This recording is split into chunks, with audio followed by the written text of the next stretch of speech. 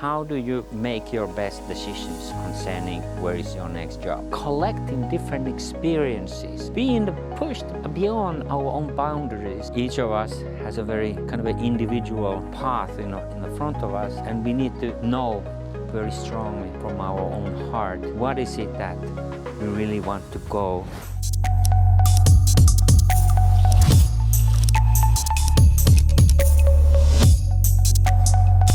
Hi, I'm Markku Wilenius, and I'm going to talk to you about how to pick your next job. The next job is probably the most interesting and impactful decision that you can ever make. So there is a lot to think about when you think about what is the next job that you're going to have. From the futurist perspective, the life goes roughly as follows. At some point early in our lives, we're going to pick up something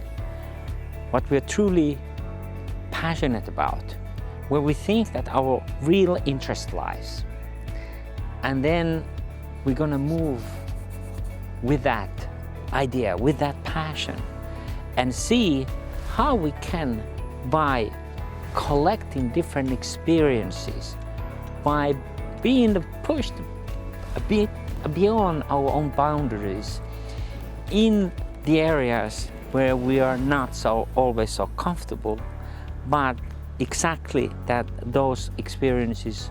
will sort of build us a very different type of the opportunity window. That's how we are building our idea about the job. The job market itself, of course, has been dramatically changing. So when the previous generations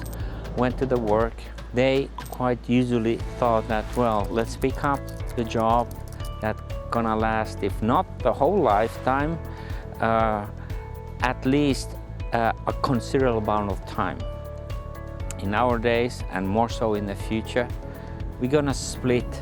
our careers into very different kinds of tasks and operations and engagements of all kinds. And this is also statistically very much visible.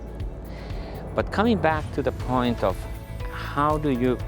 make your best decisions concerning where is your next job? My research has shown that if you think about the organizations in general, those type of the organizations that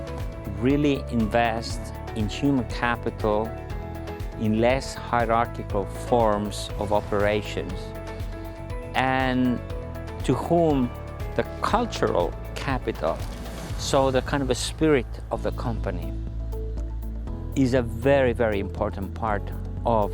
the operation, and who have kind of built clear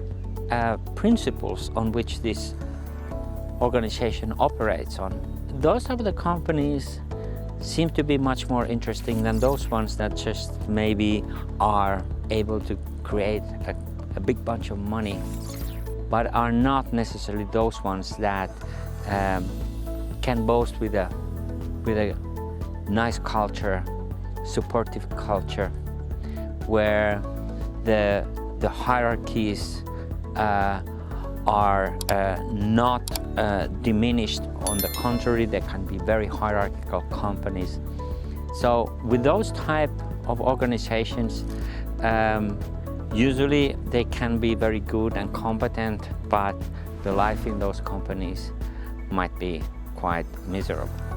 So what I'm saying here is that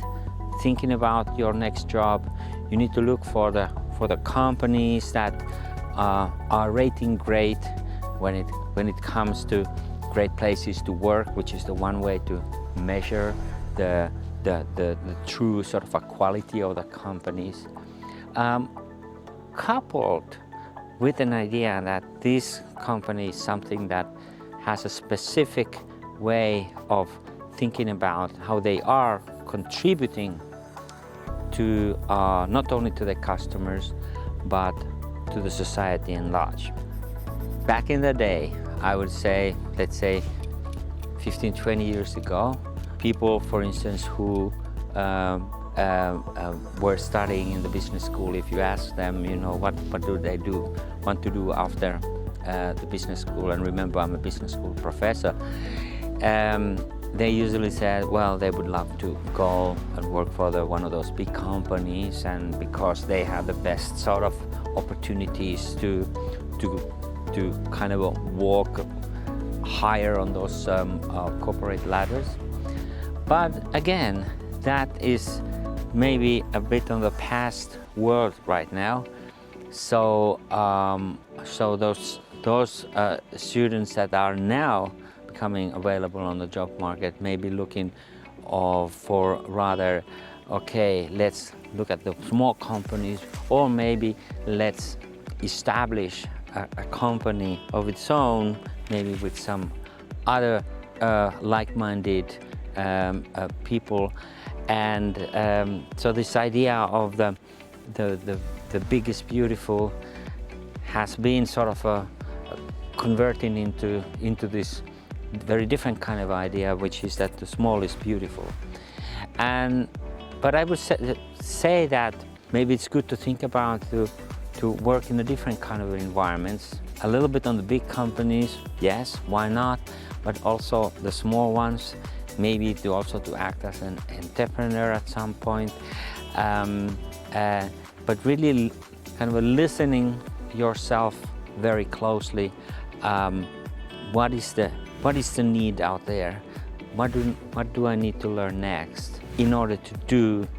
my work in a better way, to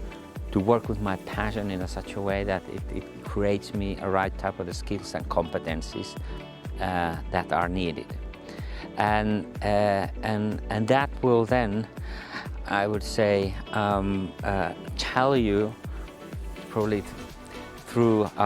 your intuition will come something that you will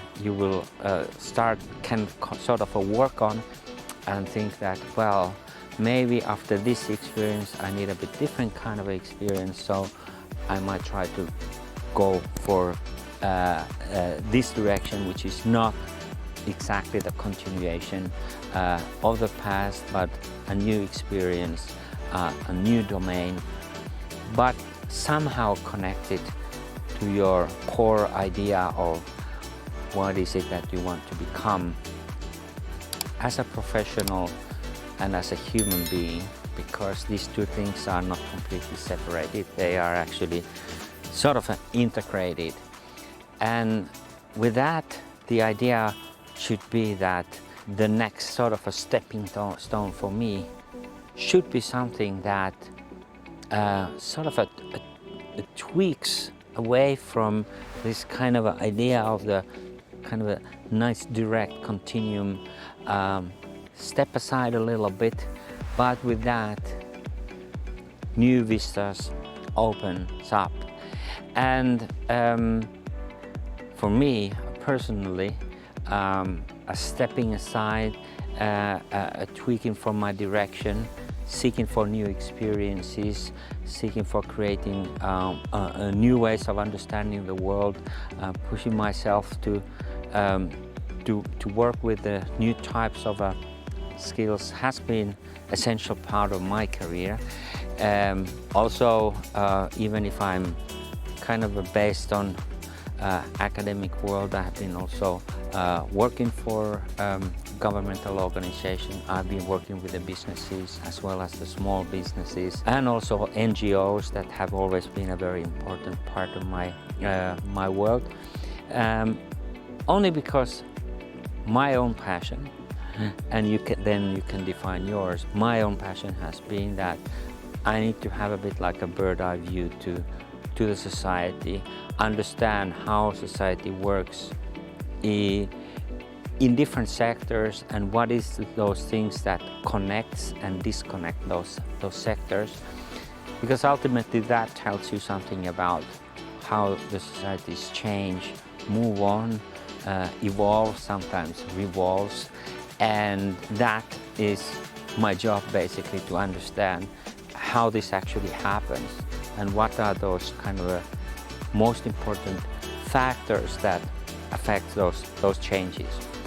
So I strongly believe that each of us has a very kind of an individual path in the front of us, and we need to know very strongly from our own self and from our own heart what is it that we really want to go. And even if that is going to be a winding path, there is a kind of a red thread there that follows us and that tells us about kind of that even within this kind of a normal chaos of life, there is a certain idea, there is a certain pattern, and in that way also the goal settings for the individuals are very much important, because it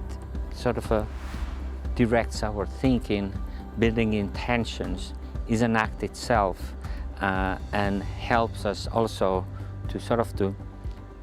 materialize our visions. And if we don't have a vision, if we don't have an idea, then there is a danger that we are just floating a little bit like a here and there. And while that is also sometimes important, if it's done unintentionally, then it might not help us to become happy citizens of this world. Summarizing all this, it is very important that you have a lot of attention on what do you want to do next,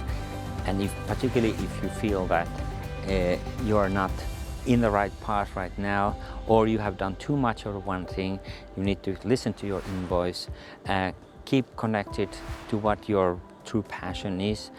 and move courageously forward.